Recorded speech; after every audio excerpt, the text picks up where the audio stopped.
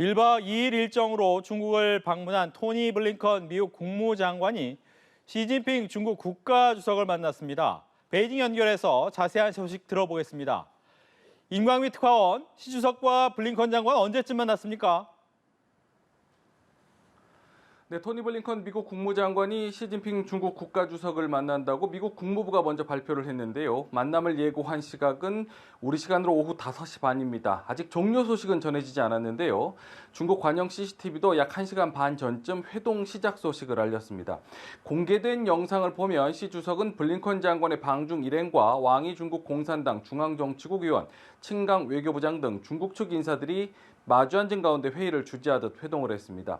시 주석은 순차 통역 시간을 더해서 2분가량 공개된 모두 발언에서 블링컨 장관을 만나 몇 가지 구체적인 문제들에 대해 합의에 도달했다는 말을 했습니다.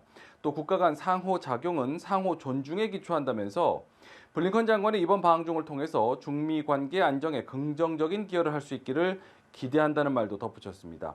앞서 바이든 대통령이 시 주석과의 만남을 희망한 가운데 블링컨 장관은 11월 미국 샌프란시스코에서 열리는 아시아태평양 경제협력체 APEC 정상회의 초청 의사를 시 주석에게 전달할 수 있다는 관측이 나오고 있습니다.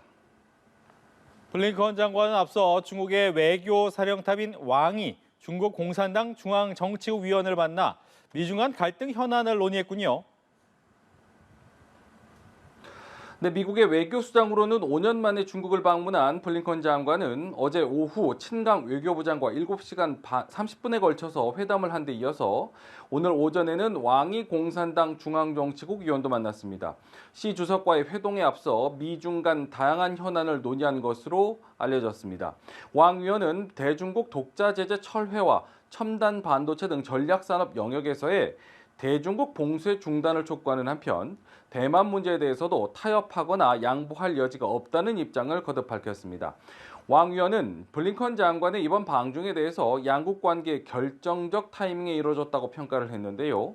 대화나 대항이냐 또 협력이냐 충돌이냐 사이에서 선택해야 한다면서 미국의 대중국 정책 전환을 압박했습니다. 그러면서 미국은 나라가 강해지면 반드시 패권을 추구한다는 인식의 틀로 중국을 보지 말라면서 전통적으로 서방 대국이 걸었던 궤도로 중국을 오판하지 말라고도 했습니다.